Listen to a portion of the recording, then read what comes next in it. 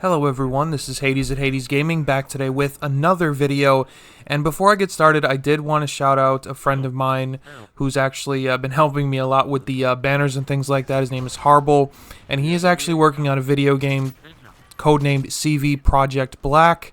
I will have more details as they become available, but I did want to shout him out. Today, I really wanted to talk about the IGN comments that they've been making about Modern Warfare, and the things that they saw apparently made them feel very uncomfortable. They made them feel like disturbed, I guess you could say. They didn't really want to play the whole campaign if it was going to be like that. Now that makes sense. I mean, everyone's entitled to their own opinions, but at the same time, I feel like, journalists, they don't really want their stuff to be censored. They want their opinions out there and things like that, which is, again, part of the First Amendment of the United States. But at the same time, they're trying to censor a game that people created. It's the same thing as freedom of expression. When somebody creates something, you're supposed to be able to, just see it for what it is and either form your opinions that it's bad or form your opinions that it's good.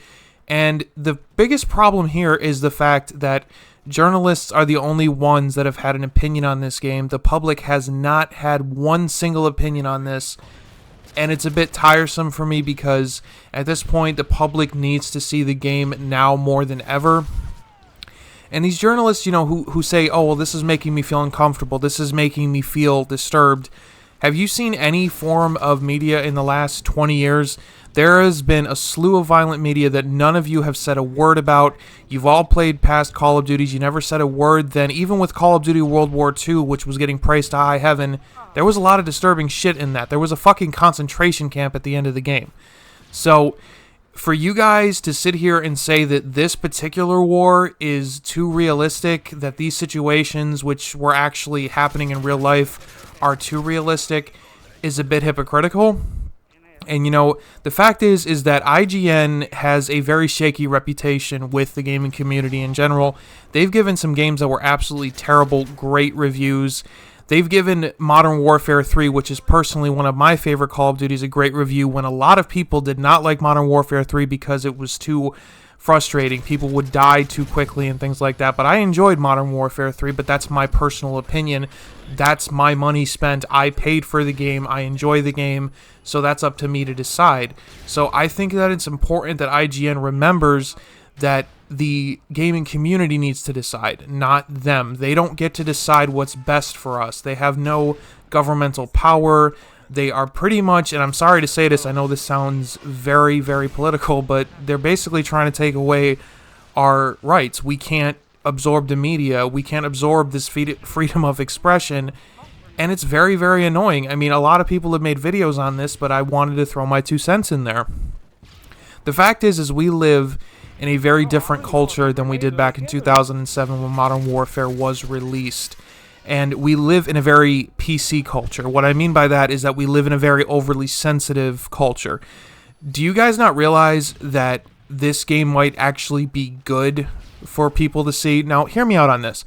This game, as realistic it is, might be very, very good for people to see because it will deter them from hurting other people. It will deter them from joining the army if they're just thinking about it, oh, I'm going to be running in there and I'm going to be a hero and all this shit.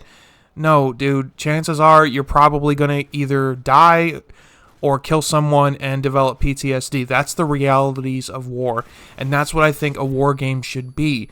People will say, oh, well, you're not sensitive to other cultures. Other cultures have their own rules. Other cultures have their own mindsets, and that's what's important. They need to decide what's right for them. That's the importance of freedom of expression and actually playing the game for what it is.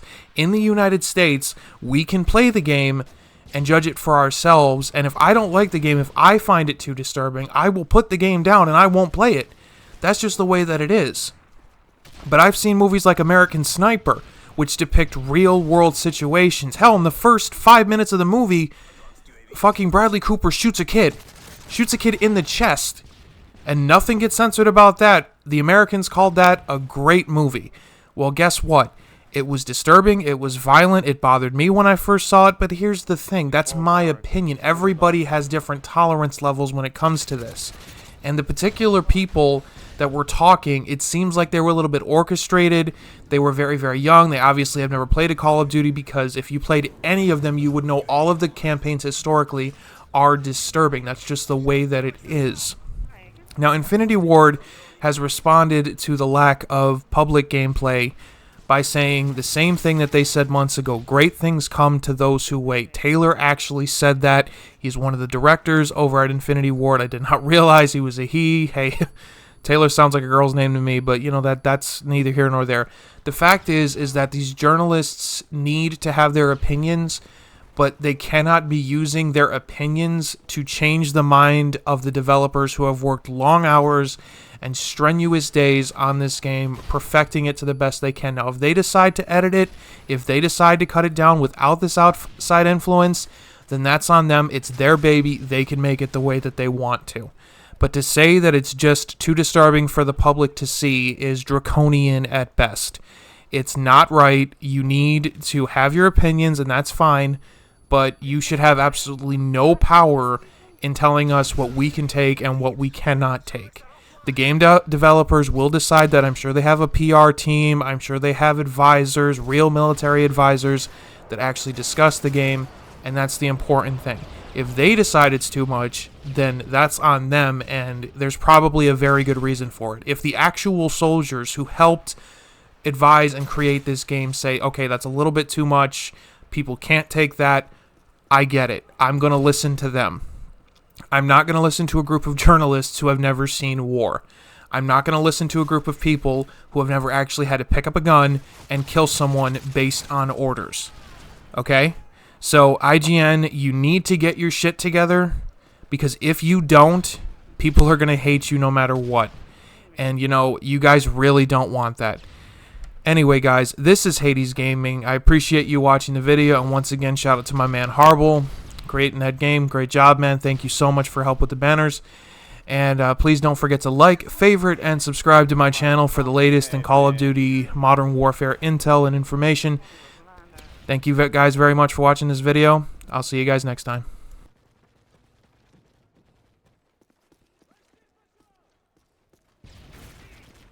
Enemy UAV spotted. Enemy care package incoming.